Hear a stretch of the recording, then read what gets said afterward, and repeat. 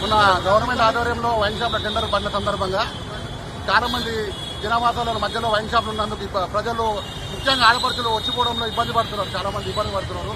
దాని గురించి తీయడం కాదు, దాన్ని ఇంకో ప్లేస్ తరలించాలని చెప్పి మా పబ్లిక్ నుంచి స్పందన పబ్లిక్ కోరుతున్నారు. చాలా మంది ఆడపడుచులు చాలా మంది కోరుతున్నారు.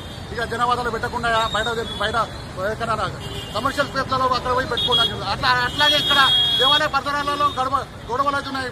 వచ్చిపోయటల మీద గొడవలు చేస్తున్నారు.